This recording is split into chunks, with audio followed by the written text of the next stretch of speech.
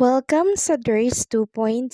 Fresh at nagbabagang happenings ba ang hanap mo? Mga padabarkads man yan o mga trending topics? Pwes, sagutin natin yan. Kaya naman isubscribe nyo na ang ating channel para sa mga nagbabagang balita everyday.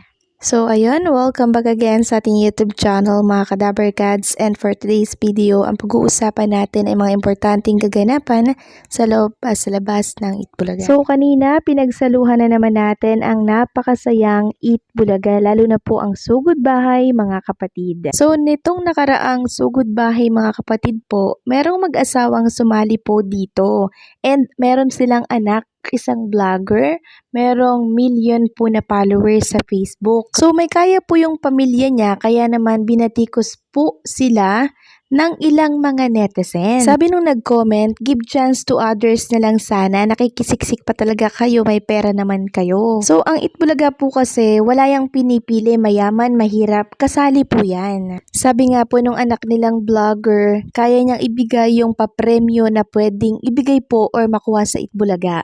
Pero hindi niya daw kayang tumbasan yung saya na na-experience nila. Kasi kitang-kita po sa mga mata, sa mga ngiti po, nung magulang niya, yung talagang nag-e-enjoy silang mag-asawa. Dito naman po sa Itbulaga, wala pong pinipili, lahat kasali. Kaya bakit may mga ganitong pamabatikos na kesyo mayaman, dapat hindi na daw po sumasali. Enjoyment din po yun and karapatan nyo ng bawat isa. Kaya sana wag tayong maging harsh sa iba. Next topic naman, pag-usapan natin etong naging celebration ng pamilya po ni Boss Joey kahapon para po sa 100th birthday po ni Mama Emma. Nariyan nga po at nagkaroon sila ng konting salo-salo kasama po ang buong pamilya ni Boss Joey De Leon. Nakakatuwa lang dahil kahit ilang taon na pong wala si Mama Emma, talaga namang hindi po siya nakakalimutan ng kanyang mga apo, ng kanyang mga anak na i-celebrate po ang birthday niya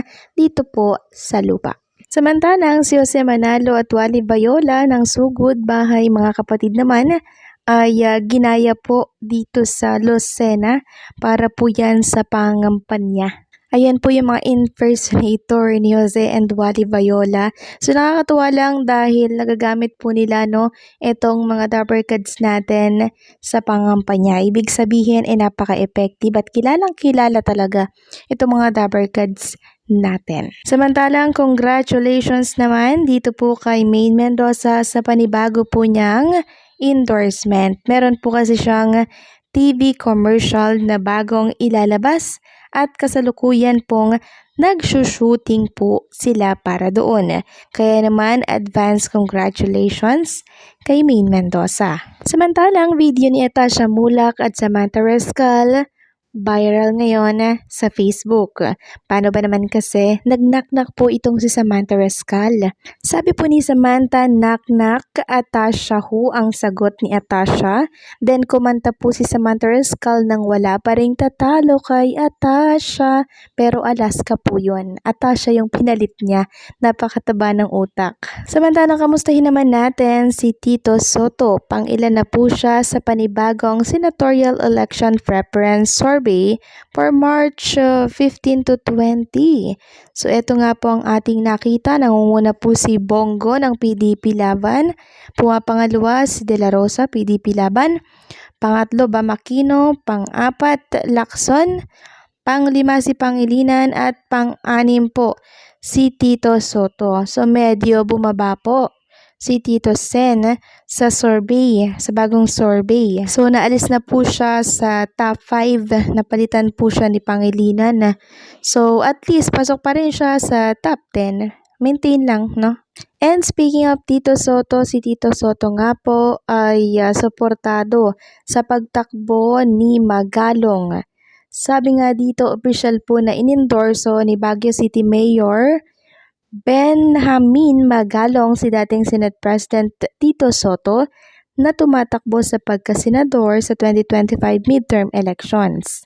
Naganap ang nasabing pag-endorso sa isang pribadong hapunan noong March 29 sa SM Baguio. Si Magalong po ay naniniwala sa karanasan at pamumuno ni Soto na kinikilala ang kanyang track record sa pagtataguyod ng mga batas na nakikinabang ang mga lokal na pamahalaan at sambayanang Pilipino. Sa kanilang pagpupulong, tinalakay nila Soto at Magalong ang mga mahalagang alalahanin ng Baguio at ng Cordillera Administrative Region or CAR, kabilang na ang pagpapaunlad ng infrastruktura, pagpapanatili ng kapaligiran at suporta para sa mga lokal na negosyo.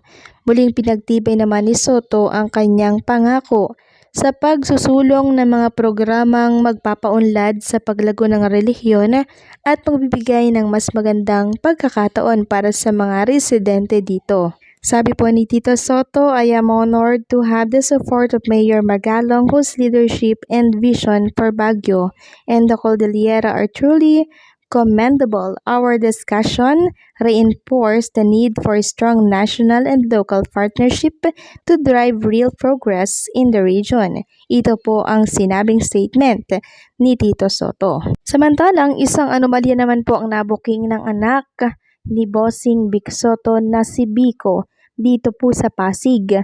Paano ba naman kasi nakita at nalaman niya po na ito palang pinapatayong mga building, yung iba po dong floor ay wala pong building permit. Sabi nga dito sa post ng isang page, mga Kadaver Gods, bakit kayo boboto ng mga taong may questionable background, sanay na sanay gumawa ng mga illegal activity at sandamukal na conflict of interest? About this video, never forget Mayor Biko pinatigil ang constructions ng St. Gerard that owned by mayoral candidate Sara Diskaya dahil sa walang permit.